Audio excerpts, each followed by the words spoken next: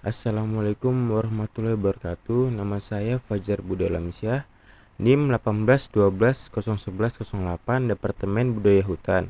Di sini saya akan menganalisis jurnal tentang analisis faktor-faktor yang mempengaruhi persepsi masyarakat dalam pembangunan hutan tanaman rakyat pada KPH Gedongwani. Kesatuan Pengelolaan Hutan atau KPH Gedongwani merupakan salah satu otoritas pengelolaan hutan di Provinsi Lampung yang seluruh kawasannya telah diokupasi oleh masyarakat Perambah. Di dalam kawasan seluas 30.324 hektar, kini tidak dapat lagi dijumpai areal yang berhutan melainkan berupa 70,6% pertanian lahan kering, 13,71% kebun campuran, 8,62% permukiman, 6,72% lahan terbuka, dan 0,28% berupa industri skala besar pengolahan hasil pertanian seperti kelapa sawit, tapioka, dan lain-lainnya.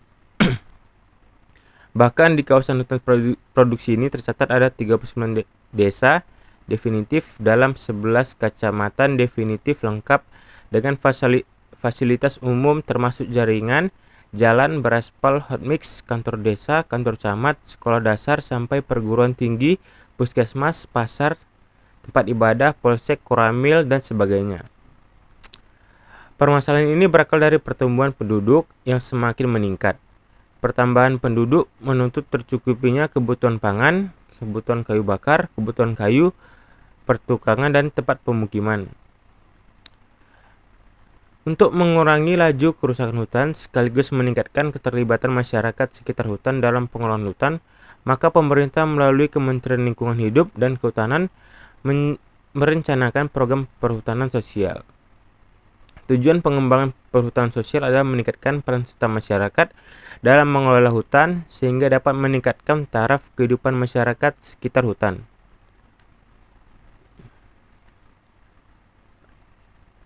Dasar hukum pelaksanaan program perhutanan sosial adalah Peraturan Menteri Lingkungan Hidup dan Kehutanan Nomor P83 Men LHK Setjen Kum 1/10/2016 tentang perhutanan sosial.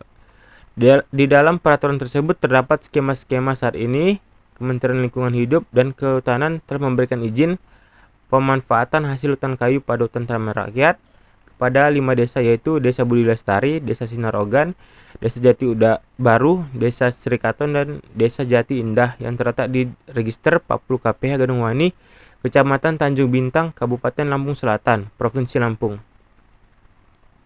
Permohonan untuk UPHHK HTR ini telah dilakukan oleh masyarakat sejak tahun 2014 dan baru diberikan izin oleh Kementerian pada bulan Maret tahun 2017.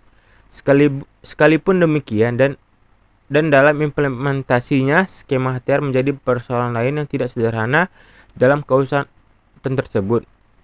Umumnya para petani tidak puas bila hanya diakui sebagai pemegang hak guna atas semua lahan yang telah mereka kuasai sekarang. Mereka umumnya menginginkan agar menjadi hak milik melalui suatu proses pelepasan kawasan hutan. Faktor penentu keberhasilan program HTR antara lain kesiapan aspek sosial, yaitu kesempatan, kemauan, dan kemampuan masyarakat harus diperhatikan yang secara keseluruhan akan mempengaruhi ketertarikan masyarakat. Persepsi seorang terhadap sesuatu akan mempengaruhi perilakunya. Salah satunya dalam wujud pengambilan keputusan sebagai langkah awal menuju suatu proses kerjasama antar pelaku, perlu dilakukan studi tentang persepsi petani penggarap terhadap program HTR yang telah dilakukan sampai saat ini. Penelitian ini dilaksanakan dari bulan Maret sampai Juli pada tahun 2017 di Desa Budi Lestari, Sinar Ogan, Jati Baru, Srikaton, dan Desa Jati Indah yang merupakan areal HTR di Register 40 KPH Gedongwani, Kecamatan Tanjung Bintang, Kabupaten Lampung Selatan, Provinsi Lampung. Pemilihan lokasi penelitian dilakukan secara sengaja atau purposif dengan pertimbangan bahwa lokasi tersebut telah memiliki izin pemanfaatan hasil hutan kayu hutan taman rakyat sejak tahun 2017 sehingga program HTR dapat dilaksanakan. Dalam penilaian tinggi rendahnya persepsi masyarakat terhadap program pembangunan hutan tanaman rakyat, untuk mengetahui dipergunakan indikator 1. Penilaian masyarakat terhadap manfaat hutan tanaman rakyat. 2. Penilaian masyarakat terhadap jenis tanaman HTR. 3. Penilaian masyarakat terhadap persyaratan perizinan HTR. 4.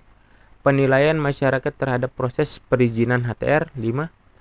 Penilaian masyarakat terhadap pewarisan HTR. Yang keenam, penilaian masyarakat terhadap hak dan kewajiban HTR.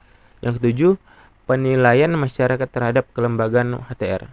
Sekian dari analisis saya. Assalamualaikum warahmatullahi wabarakatuh.